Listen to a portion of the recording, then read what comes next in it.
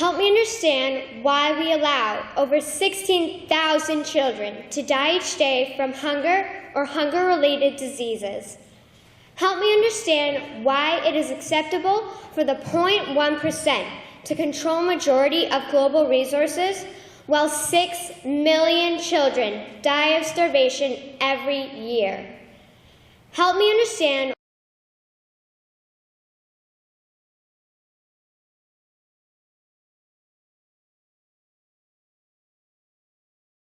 explain to me why we should value power and profit instead of people.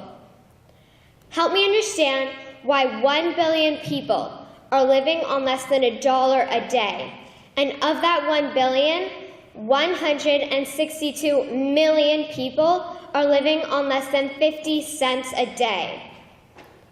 It is unreasonable to believe that poverty occurs naturally. It is unreasonable to believe that people wake up and say, "Today I want to work hard," at not being able to eat. To quote Nelson Mandela, poverty is not an accident. Like slavery and apartheid, it is man-made and can be removed by the actions of human beings.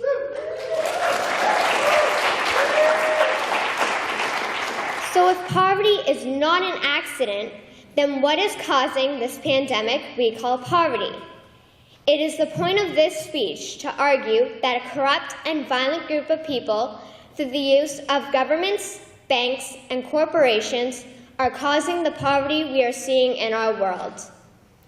Allow me to explain how globalized banking is causing poverty, why this should matter to us, and how we can change it. What most of us understand is that extreme poverty occurs when people are not able to procure their basic needs, such as water, food, sanitation, clothing, healthcare, and education. What most of us do not understand is that the reason this type of extreme poverty exists on a global scale is due to the corruption of individuals in our banks, governments, and corporations. How do banks fit into the corruption? They are the credit creators. Nations access this credit, which creates the debt money that will be owed back to the bank. Attached to this debt money is compounded interest. This interest can never be repaid because the only ones allowed to create money is the banks. As a result, an exponentially growing national debt is created in every nation that borrows from these banks. How do governments fit into the corruption? They are the policymakers and the tax collectors. The corrupt politicians create policies that benefit the corrupt banks and corporations. These same politicians create taxation policies that lead to wealth redistribution from the poor to the wealthy bankers. Because the tax laws benefit the corrupt banks and corporations, the people who can least afford to be taxed carry majority of the burden. So how do corporations fit into the banking scam?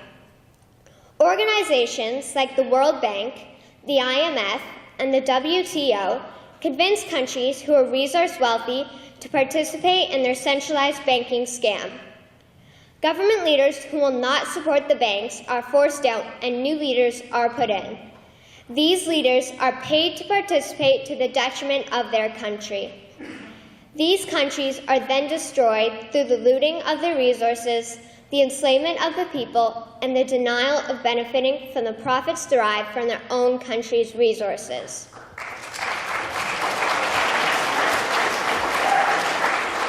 Why should this matter to us? It matters because if you and I were in a state of extreme poverty, we would want someone to save us from those imposing their corrupted will upon us. It matters because if we turn our eyes from the injustice, then we will have no excuse when injustice is thrust upon us. It matters because if we don't stop the corruption, my generation will most probably be slaves to the corrupt. How can we change our present course? One option is that every nation creates its own bank owned by the people and quickly phases out the banks that are subject to the policies of the BIS. Second, close down the entire global centralized banking scam. Then make these corrupt criminals associated with these organizations accountable for what they have done. Third, each nation begins to create its own money supply to help create schools, hospitals, farms, and any other infrastructure needs. Any and all profit will go to the people and not private global corporations. In conclusion, we could begin to remedy the issue of poverty as well as other key issues such as the environment, energy, health, and education simply by stopping these corrupt individuals and groups. Albert Einstein once said, "The world as we have created it is a process of our thinking. It cannot be changed without changing our thinking." So let us change our thinking on governments, banks, and corporations so we can eradicate extreme poverty. Thank you.